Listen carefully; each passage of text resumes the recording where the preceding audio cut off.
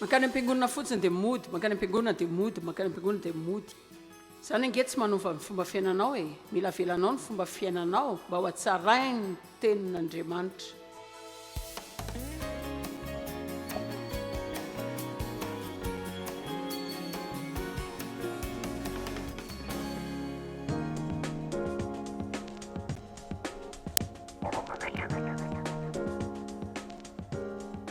Dia resaka aminareo amin'ity herinandro ity mikasika ny fankafizana ny fiainana. Ka rehefa milaza hoe mankafy ny fiainanareo tsy midika zany hoe manao fety foana, mandeha vakansa matetika dia manao izay rehetra tianao atao foana, fa miresaka mikasika mankafy fiainana mihitsy aho. Mankafy fiainana. Ka taoriana nanapa-kevitra fa hanao izao fampianarana amin'itoy izao amin'ity herinandro ity, dia efa nanapa-kevitra sady namboatra ny saiko dia hitodika kely tany ariana mba hijery izay nampianariko tamin'izao tety 5 taona lasa. Ary tena zava-dehibe tamiko ny nahita fa nampianatra tamin'ny fiafenana zany hoe kristianina faly zany aho. Miheveriko fa hoe iry olona ry izao tena mila fanampiana mihitsy mba ho faly foana izy zany angamba. Ka amin'izao fiainantsika ankehitriny izao ataoko fa mila fanampiana kely ihany isika. Atserovana zany hoe mankafy ny fiainana zany, tsy manaiky zany ve nareo? Satria tena betsaka mpitsetritra hafaliana amin'izao. Manerana ny tany rehetra mihitsy. Dia miseho amin'ny karazana endrika sy lamaody maro zany ary ny asan'ny devolona ambadika izany rehetra zany. Satria ny zavatra iray izay tsy tiany anananao dia ny fifaliana, satria zany no herinao ary ny fifaliana dia fiadiana iray. Fiadiana iray anoherana fahavalo zany. Ny Baiboly milaza fa ny an-danitra Andriamanitra mipetraka miome ny fahavalony. Zaho mino fa fiadiana ny fifaliana. Tena tian'Andriamanitra ka fifiainana tokoa ve isika?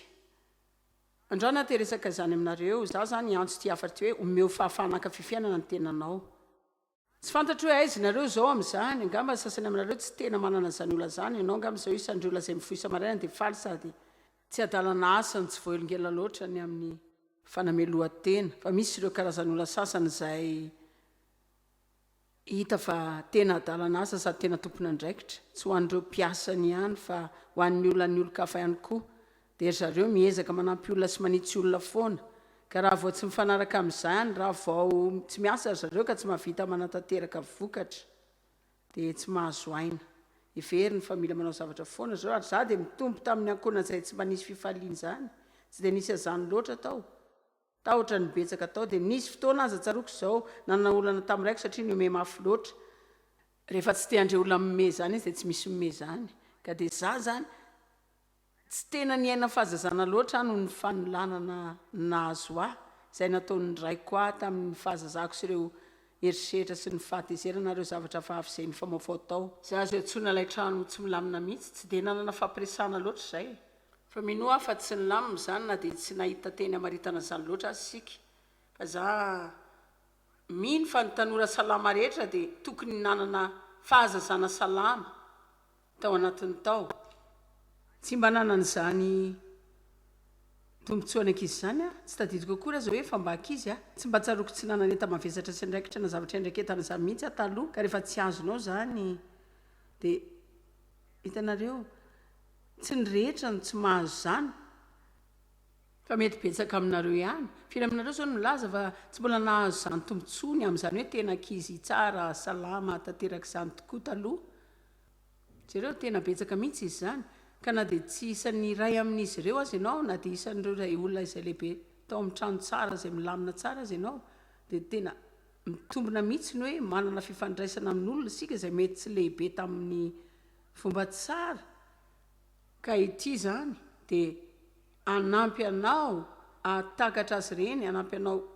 hivavaka ho azy. Ary heveriko aza fa na dia lehibe tamin'ny fomba mahafinaritra azy ianao ny tany izay honenantsika ankehitriny raha tsy manapa-kevitra ny hankafy ny fiainana ianao dia betsaka amin'izany tsy ho tsapanao. Ary za mino fa mankafy fiainana dia fanapa-kevitra. Mino aho fa ny fanomezana lehibe indrindra izay nomen'Andriamanitra ny rehetra dia ny fahafahana misafidy. Miresaka fanomezana izay nomen'Andriamanitra antsika isika ary mihevitra fa manome antsika talety izy, ny sasany mihira, sasany manao fanatanjahantena. Ny azo aho fahaizana miresaka tena mahay mifanerasera. misy karazan'olona manana karazany zavatra samy hafa dia atsotsika hoe fanomezan'andriamanitra ao atsika ireny fa mbola fanomezana ihany reny ny tena fanomezana izay nomen'andriamanitra atsika dia ny fahafahana misafidy satria ninina karazana talentana nanao raha tsy misafidy ny ampiasaina azy tsara ianao dia tsy ho afaka ny ampivelatra azy ireny ianao na ho afaka ny ampiasa azy mba hanampiana anao na koa ny olo-kafa ataoko fa tsy tena azontsika loatra ny tombony sy ny andraikitra azontsika amin'ny fananana zo ny fahafahana isafidy ary te ilaza aminareo androany fa afaka misafidy ny hankafy ny fiainanao ianao tsy voatery mila olo-kafa zany ianao afaka misafidy ny hankafy ny fiainanao ianao ary amin'izao fotoan'izao ny sasany aminareo mihevitra fa misy zavatra tsy milamina amiko satria ianao mihevitra hoe tsy fantatrao mihitsy ny fiainanako madama raha ianao no miaina ny fiainako tsy ho afaka ny hankafy zany mihitsy ianao tsy maintsy manohitra anareo satria ny baiboly milaza fa ny fifalian'ny tompo no herintsika ary efa tany am-ponja ny apôstôly paoly raha tena nianatra lalina ianao dia hitanao fa nitoerana izay nisy azy dia tany amin'ny fandehanany maloto tao an-tanàna ary ny heverina aza fa tena mety efa nitsangana tanaty maloton'olona izay efa hatreo amin'ny kitrokeliny izy fa mbola nyteny ihany hoe mifalia mandrakariva ao amin'ny tompo izao indray mifalia ka misy zavatra eo izay ilayntsika tazonina ny amin'izany aty amin'ny taonjato faraka amin'ny roapolo aty adintsika izany matetika satria efa voafatitry ny fiadanana sy voafatitry ny fahazoantsika izay ilayntsika ka tsy tena malala loatra intsony mikasika ny fifalian'ny tompo izay tokony ho fantatsika amen ka tena efa mba ela ny ainana ihany fa arakaraka ny havelomanao dia araka izany koa ny anaranao dia ho hitanareo zany hoe mandany andro farafaratsiny za zao tsy afaka milaza izay ho ataonao fa laniko tamin'ny fahadalàna ny 7 taona voalohany ary betsaka tamin'ireo taon'ireo no efa na kristianina fa tsy nalazany mba hoe fomba fiaina izany hitanareo makany am-piangonana dia mody makany am-piangonana dia mody tsy manova ny fomba fiainanao ange zany fa mila avelanao ny fomba fiainana mba ho atsarain'ny tenin'andriamanitra fahamarinana dia ho avy amin'ny alalan'ny fianaratsika ary efa mampiasa ny fahamarinana izany sika amin'ny tenintsika amin'ny fiainantsika dia misy zavatra miova ka ny iray amin'ireo zavatra izay tsy dia nataoko loatra dia ny mankafy zavatra izany hoe tena reny tsara tsy mba tena nankafy ny fahazazako izany tsy mba ohatr' izany tena tiako ny zanako fampatsorana tsy tena nainy janona tsy niasa loatra mankafy azy ireo fa tena repitra nandraindraikitra betsaka sasany aminareo zao tonga dia hoe ainareo ny tiako ambara ataoko fa tena zava-doza zany hoe tsy niara-ny faly tamin'ny zareo zany tiako lazaina hoe nankafy azy ireo ihany fa tsy tena nankafy azy ireo tahaka nataony Dave manokana fotoana ilalaovana amin'ny zareo fa za kosa mikarakara direo zany hoe miasa za rery ve zany manao ny asa rehetra dia ianareo rehetra zany mivezivezy milalao foana fa za ihany manao ny raharaha misy raha vavibetsaka tonga eto androany hitako avy eto jereo fa afaka mankafy ny fiainako tsy voatery ny asa foana zany zany hoe ohatrany hoe nitokana irery tamin'ny fahasarotana teny ary anareo rehetra zay mila vonjy ty hanampianareo amin'ity farany herinandro ity ny amin'ireo zavatra maro ireo fa voalohany indrindra aloha ny laiko ny fandresen-dahatra fa ny fifaliana dia avy amin'Andriamanitra ny laiko ny fandresen-dahatra fa Andriamanitra ny marina dia izy dia tena nitady mba hankafy izay rehetra nataoko fa zany mihitsy ny sitrapon'Andriamanitra dia tsy andehanantsika miasa fotsiny fa ny hankafizantsika izany mihitsy tsy hoe manana trano fotsiny sika dia manadio izany mba niarana ny olona izay mandalo ao na tsy tiantsika azy le olona fa ny tena ahafahantsika mankafy izany trano izany mba hankatsika fotoana hankafizana izany ny baiboly milaza fa ny vehivavy dia tokony faly amin'ny vadiny tena mahafinaritra mihitsy izany farafaratsy ny malala sika hoe aiza amin'izao ny ankamaroantsika dia sahirana manova azy rehetra arak'izay ilayntsika azy mba hijanony elo eo amin'ny fankafizana ny zareo marina ndao jerentsika ny jaona toko 7:10 fankafizana fiainana dia tena zava-dehibe mihitsy amiko zany ny antsoky ny fandarana amin'ny telo hoe mankafy fiainana isan'andro dia tiako mba ho hitanareo ireo sombony isan'andro hankafiziny isan'andro ohatrany mahazatra latsinainy talata larobia lakamisy zoma sabotsy lahady miverina latsinainy talata larobia fiainana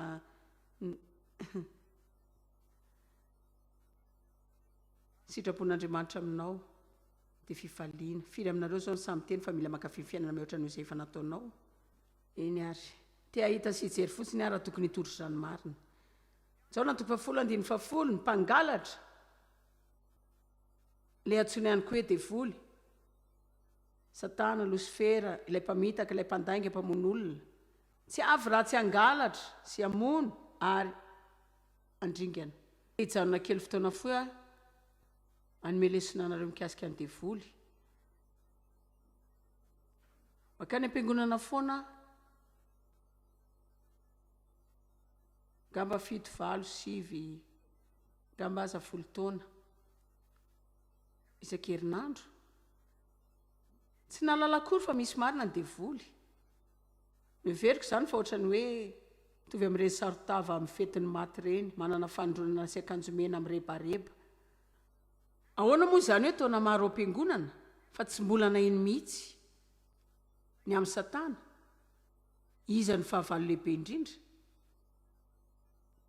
tsy tia ny olona loatra ny miresaka mikasika ny devoly dia izao koa raha tsy tia miresaka mikasika zany loatra fa inoko fa mila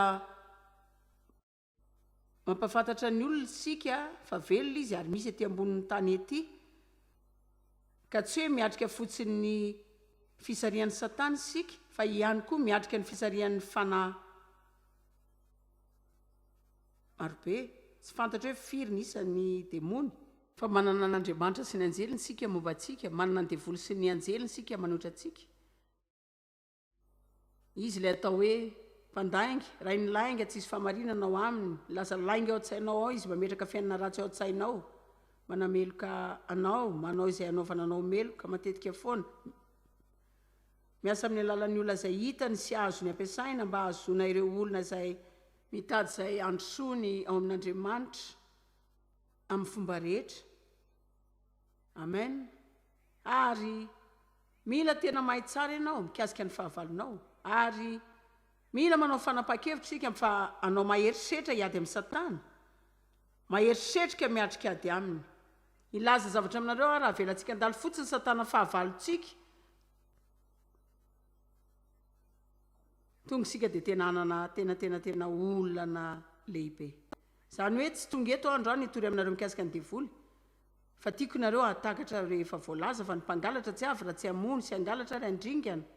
mila fantatrao fa satana dia manana planina nimba ny fiainanao fa efa voalazako anareo hatrany ampiandoan'izao fotoana androany izao mialohany hanomboako mampianatra kory azy fa raha araky ny baiboly ao amin'jaona voalohany toko 5:1 efa nandresy sy naharesin'ny fananiko ny antikristy nareo satria lehibe izay eo aminareo noho izay eo amin'izao tontolo izao fa mila fantatrao zany ary mila ampiarinao ilay fahefana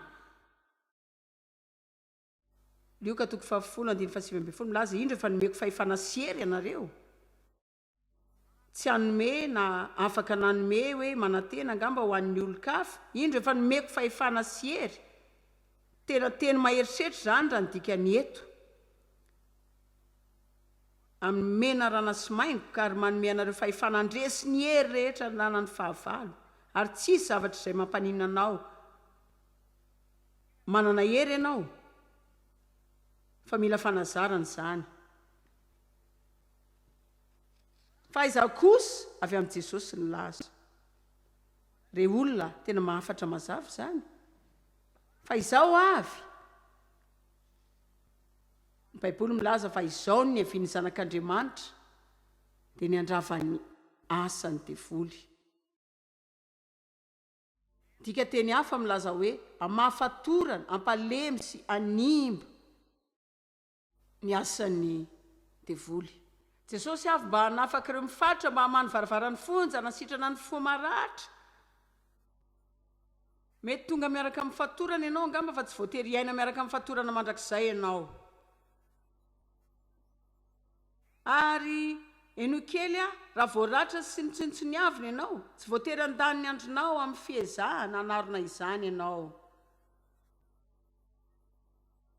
mianara ny tenin'Andriamanitra ianao, mino ny tenin'Andriamanitra ianao, mandray ny fitiavan'Andriamanitra ianao, manana ny herin'ny fanamasina ianao, avelanao andeha ny lasa dia miezaka ianao amin'ny fiainana tsara izay ho manin'Andriamanitra anao.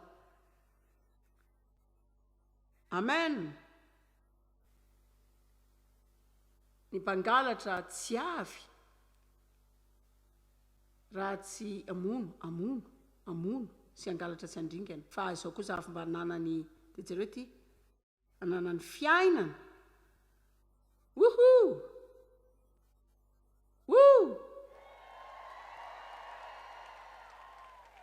Sady ananany be da be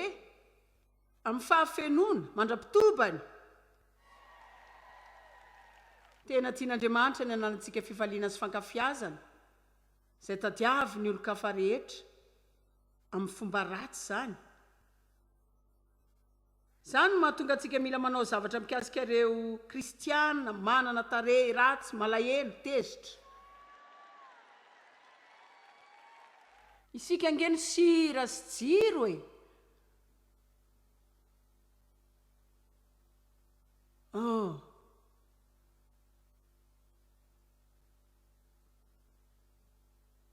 Mila miatrika ady amin'ny fahavalo isika amin'ny alalan'ny azo fijaliana, ny teny, ny anarana sy ny ra, ary apetratsika amin'ny fanamariana fa tsy angalatra intsony fifalitsika izy.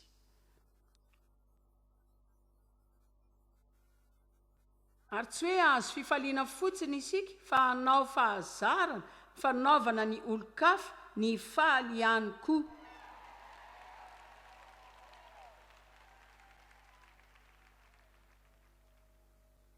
Jaona 5:1 milaza zao, marina ny Jaona 5:1 manontolo dia mikasika ny fitoeranao amin'ny Kristy. Arak'izany ny Jaona 5:1 Baiboly milaza ny zavatra izany dia efa nilazaiko taminareo mba ao aminareo ny fifaliako. Jesosy milaza eto fa tia ny fifaliany mihitsy no ao amintsika. Tsy haiko hoe hatraiza ny fifaliany fa tena faly zany mazava ho azy, ary tena mahafaly azy ny fiainona ny hafaliany izany.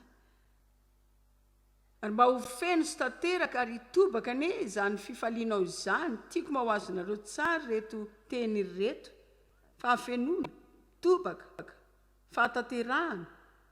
Tsy hoe atonona kely fotsiny hoe zara fa misy atrehana ny andro ary ezahana havitana zany. Fa afaka ny foazana maraina dia tsaroko ny maraina voalohan'ny foazako izay nahafahako ny teny hoe tiako ny fiainako. Ary taona maro no nilaiko atongavako hatreto. Ary tsy hoe tiako ny fiainako satria izaho ilay Joyce Meyer mpitoro teny amin'ny télé dia manana fiainana milamina tsara. Sombony tokana fantatrao amin'ny fiainako dia izay notantaraiko anao sy izay hitanareo avy eto. Fa manan-javatra aza ay mitrango amin'ny fiainako ohatrany anao koa izay iainako rery izay tsy dia rarahiako. Nefa handraisako fanapahan-kevitra, efa eo amin'ny 20 taona lasa teo izahay. Fa na manao zany dia hianatra ny hankafy ny fiainako aho.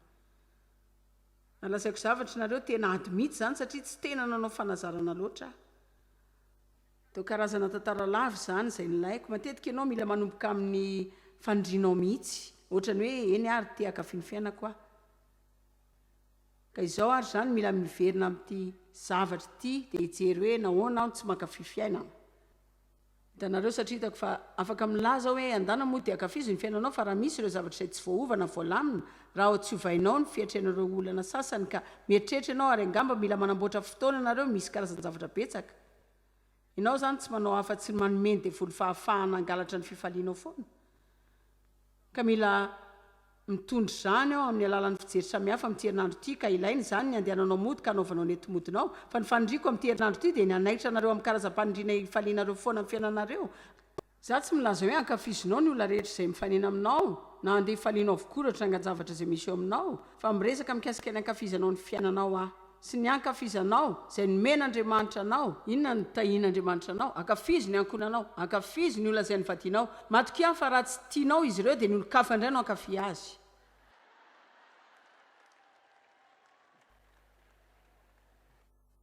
Ary angamba mety alain'ny hafa ho azy mihitsy izy satria irery zareo ka efa leony mitoetry rery ihany koa.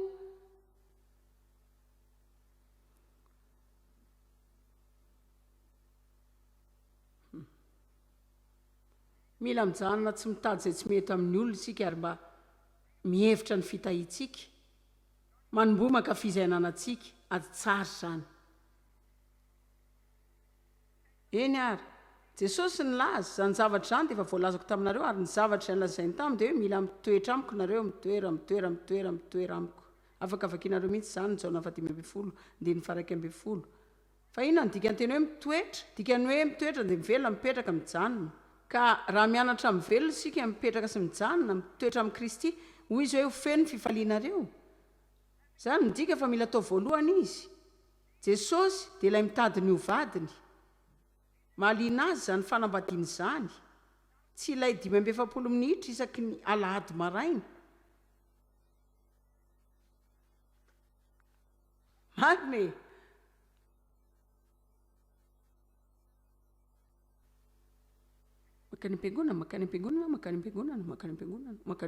makany am-piangonana raha zany fotsiny ihany ny fifandraisanao amin'Andriamanitra dia ianao no mahantra indrindra amin'ny olona amen ianao ny fiangonana velona ao anatinao izy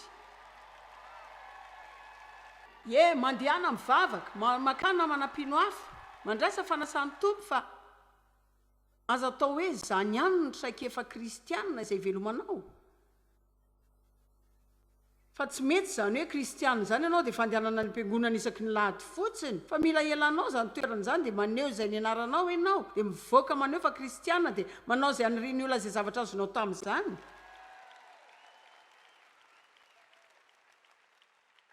fa ny fanjakany lanitra dia fahamarinana fiedanana fifaliana ao amin'ny fanahy masina Jesosy ny laza hoe eto amin'izao tontolo izao no ahitanareo fahoriana matoky za efa naresy izao tontolo izao ankoatra ny filazany tsara ao amin'ny baiboly any amin'ny epistily ihany koa ny olona nanoratra ny baiboly teo ambany fitarian'ny fanahy masina namerina dia namerina ny teny foana mba aharitra amin'ny fifaliana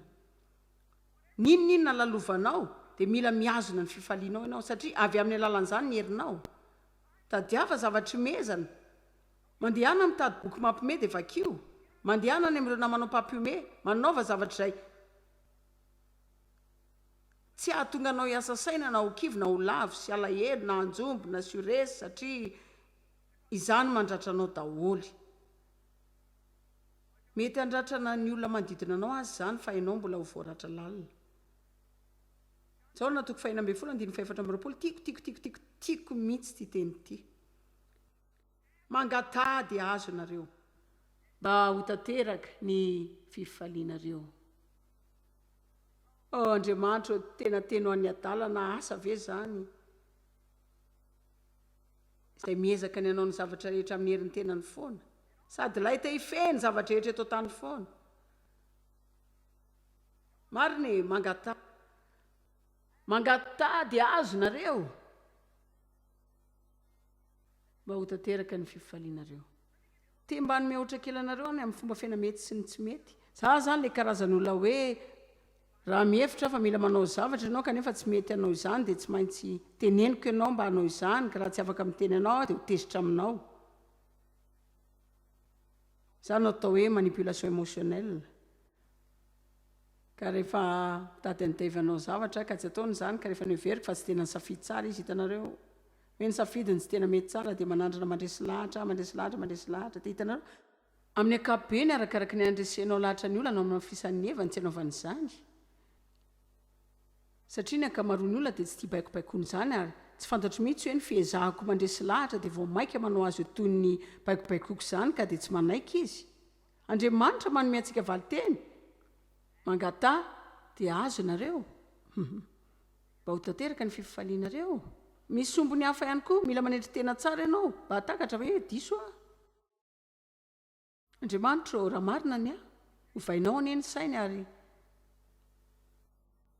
raha tsy marina ny endry zareo mety mbola tsy hanao ny mety any zareo izay tsy anjarako loatra ny amin'izany fa hiazona ny fifaliako ary hevitra ny anjara olako marina manome anareo planina vaovao